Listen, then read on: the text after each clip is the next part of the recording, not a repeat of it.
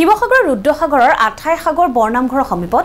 এটি মূৰ্তি উদ্ধাৰ হৈছে যেটো মূৰ্তিক লৈ এটা চাঞ্চল্যৰ সৃষ্টি হৈছে অচিনাক্ত লোকে এখন চিঠি 4 জোৰ পান তামোল পান সহ এৰি থৈ গল কৃষ্ণৰ মূৰ্তি 7-8 ইঞ্চি উখ মূৰ্তিটো সোণৰ বুলি চিঠিখনত দাবী কৰা হৈছে এই মূৰ্তিটো ঘৰত থকাৰ বাবে পত্নীয়ে 4টাকৈ মৃত সন্তান জন্ম দিছিল বুলি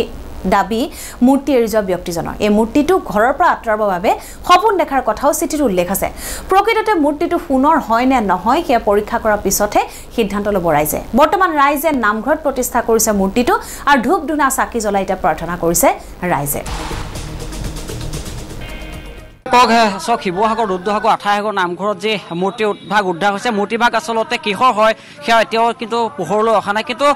যি সমগ্ৰ ঘটনা যে কিন্তু অতি ৰহস্যময় হৈ পৰিছে আৰু চাঞ্চল্য বিৰাজ কৰিছে সমগ্ৰ অঞ্চলটোত কাৰণ কালি নিশা ভাগত যিহেতু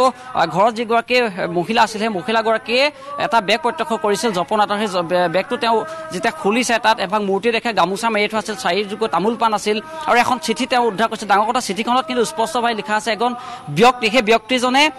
তেওঁ আচলতে এতিয়াও পৰিচয় আচলতে গোপন হৈ আছে তেওঁ পৰিচয় প্ৰকাশ কৰিবলৈ ইচ্ছুক নহয় কিন্তু তাত লিখা আছে যে তেওঁ বিয়া কৰা 12 বছৰ হলে 12 বছৰ তেওঁ 4টাকৈ সন্তান দিছিল কিন্তু আটাইকেইটা আচলতে জীৱিত অৱস্থাত নাছিল মৃত সন্তান তেওঁ জন্ম দিছিল আৰু তাৰ বাবে সপোনত তেওঁ বাৰে প্ৰতি দেখিছিল যে এই এভাগ মূৰ্তি আছে সেই মূৰ্তিভাগ তেওঁ যিখন যে আঠাইসাগৰ নামঘৰ আছে আঠাইসাগৰ নামঘৰ প্ৰতিষ্ঠা কৰিব লাগিব তাৰ পাছত তেওঁ পঞ্চমটি যি সন্তান সেই সন্তানটি সুস্বাস্থ্য হৈ আচলতে জন্ম ল'ব আৰু ইতিমধ্যে তেওঁৰ সেই পঞ্চমটি সন্তানৰ বৃদ্ধি হৈছে আৰু তাৰ বাবে আচলতে প্ৰাকখনত তেওঁ এই মূৰ্তিভাগ এই নামঘৰৰ ভাগত আঠাইসাগৰ নামঘৰত কালি গধূলি ভাগত দি থৈ গৈছিল আৰু কালিলৈ এই মূৰ্তিভাগ বাহিৰলৈ উলিয়াব সত্তাধিকাৰগৰাকী আহিব সত্তাধিকাৰগৰাকী অহাৰ পাছত কিন্তু সত্যতা প্ৰকাশ পাব মূৰ্তিভাগ প্ৰকৃততে সোণৰ নে অন্য ধাতুৰে নিৰ্মিত কিন্তু এই মুহূৰ্তত মই সেই নামঘৰভাগ দেখুৱাই আছো ইয়াত আধ্যাত্মিক পৰিৱেশে বিৰাজ কৰিছে নাম কীৰ্তন পাঠ ঘোষা পাঠ চলি আছে আৰু ইয়াত এটা আধ্যাত্মিক পৰিৱেশৰ মাজে মূৰ্তিভাগ যিহেতু কালি ইয়াত স্থাপন কৰা হৈছে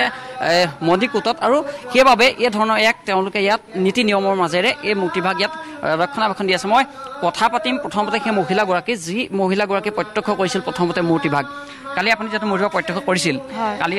সংস্থাপন কৰা হ'ল ঘটনাটো মই কালি সন্ধিয়া ঘৰৰ পৰা অকণমান মোৰ ওচৰৰ দাদা এজনৰ ঘৰলৈ ওলাই গৈছিলোঁ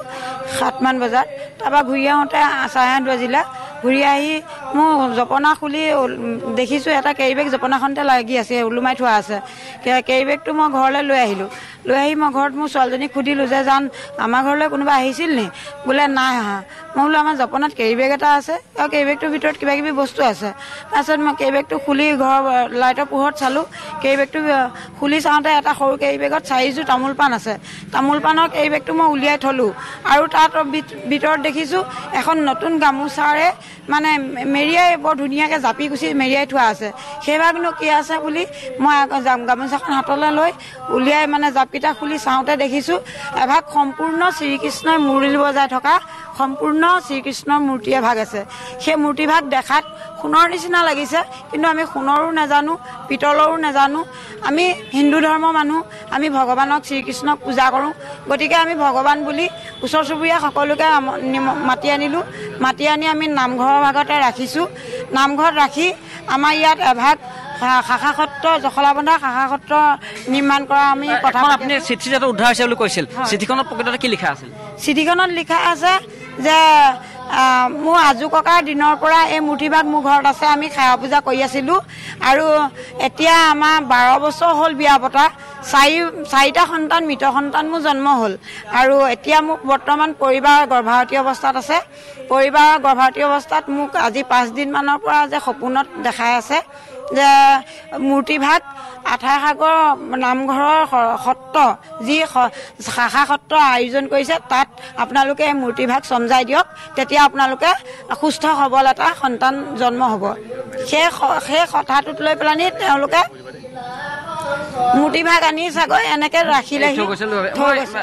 যুৱক আছে মই আপোনাৰ ওচৰলৈ আহিম ঘটনাটো সম্পৰ্কে কালিলৈ কি নীতি নিয়ম কৰা হ'ব কালিলৈ যিহেতু কালি ৰাতি আমি প্ৰভুজনাক আমি নামঘৰত প্ৰতিষ্ঠা কৰিলোঁ আমি গাঁৱৰ ৰাইজে লগ লাগি পানি কাইলৈ যিহেতু আমাৰ এখন জখলাবন্ধা শাখা সত্ৰ হয় আমাৰ মূল সত্ৰ আছে নগাঁও জখলাবন্ধাত তাৰ আমাৰ বুঢ়া সত্ৰাধিকাৰ আহিব বুঢ়া সত্ৰাধিকাৰে নীতি নিয়মেৰে তেখেতক প্ৰতিষ্ঠা কৰিব কাইলৈ সেয়া নীতি নিয়মৰ মাজেৰে আমাৰ আধ্যাত্মিক পৰিৱেশৰ সৃষ্টি হ'ব আৰক্ষী আহিছিল আৰক্ষীয়ে কি কৈছে? আৰক্ষী কালি আহিছিলে, আৰক্ষীয়ে ৰক্ষণাবেক্ষণ দিছে বাৰু যিমান পাৰে। আমাক ৰাইজক খবৰ দিবলৈ কৈছে, যদি কিবা অসুবিধা হয় আৰক্ষীয়ে সহযোগ কৰিম কৈছে। কেমেৰা পাৰ্চন ইমানখনে দেখুৱাব। এয়া নীতি নিয়ম কৰা হৈছে, যিহেতু কৈছে যে ভগৱান শ্ৰীকৃষ্ণৰ বাঁহী লৈ থকা এক জীৱন্ত মূৰ্তি বুলি আছে। মহিলাকে কৈছে যে মূৰ্তিভাগ প্ৰত্যক্ষ কৰিলে কিন্তু জীৱন্ত যেন অনুভৱ হয়, আৰু সোণৰ মূৰ্তি বুলি চিঠিখনত কিন্তু স্পষ্টকৈ লিখা আছে, যাৰ বাবে এই ধৰণে নীতি নিয়মৰ মাজেৰে সেই মূৰ্তিভাগক বৰ্তমান আঠাইসাগৰ নামঘৰৰ যি মূল মণিকোট, সেই মণিকোট ভাগত সংস্থাপন কৰা হৈছে। কালিলৈ যিগৰাকী সত্ৰাধিকাৰ অহা কথা আছে, বুঢ়া সত্ৰাধিকাৰগৰাকী অহাৰ পাছত এই মূৰ্তিভাগ বাহিৰলৈ আচলতে মুকলি কৰা হ'ব, মুকলি কৰি দিব বাহিৰলৈ, আৰু তাৰ পাছতে কিন্তু পুনৰ সত্যতা প্ৰকাশ পাব যে মূৰ্তিভাগ আচলতে সোণৰ হয় নেকি। কিন্তু এই মুহূৰ্তলৈকে এটা কথা কৈছে, সোণৰ মূৰ্তি বুলি কিন্তু বিশ্বাস কৰা হৈছে, স্থানীয় লোকে বিশ্বাস কৰিছে, কাৰণ চিঠিখনত স্পষ্টভাৱে লিখা হৈছে সোণৰ মূৰ্তিৰ কথা, কিন্তু বাৰে প্ৰতি স্পষ্ট কৰা হৈছে 7 পৰা 8 ইঞ্চি উচ্চতাৰ মূৰ্তি হ'ব। আৰু এই মণিকোট ভাগতে বৰ্তমান সংস্থাপন কৰা হৈছে মূৰ্তিভাগ। কালিলৈ কিন্তু জল পটকৈ সকলো তথ্য পোহৰলৈ আহিব বা ছবি স্পষ্ট হ'ব এই মূৰ্তিভাগ প্ৰকৃততে কিহৰ হয়, সোণৰ হয় নে অন্য ধাতুৰে নিৰ্মিত। কিন্তু এই মুহূৰ্তলৈকে যি খবৰ আছে বা স্থানীয় লোকৰ যি মন্তব্য আছে, সেই যিখন চিঠিখন আমি বাৰ কৰিছোঁ, চিঠিখনত যি কথা লিখা হৈছে, চিঠিখনত এটা কথা স্পষ্ট হৈছে যে মূৰ্তিভাগ শ্ৰীকৃষ্ণ মূৰ্তি আৰু সোণৰ মূৰ্তি হয়, প্ৰায় 7 পৰা 8 ইঞ্চি, আৰু জীৱন্ত প্ৰতিমূৰ্তি, যি ভাগ মূৰ্তি সেই ব্যক্তিজনৰ আজু ককাকে লাভ কৰিছিল, আৰু তাৰপাছত তেওঁ পাৰিবাৰিক যথেষ্ট সমস্যাৰ সৃষ্টি হ'ল, সাংসাৰিক সমস্যাৰ সৃষ্টি হৈছিল, যাৰ বাবে তেওঁ কালি এই মূৰ্তিভাগ এই নামঘৰ ভাগৰ সন্মুখত কিন্তু ৰাখি থৈ গৈছিল।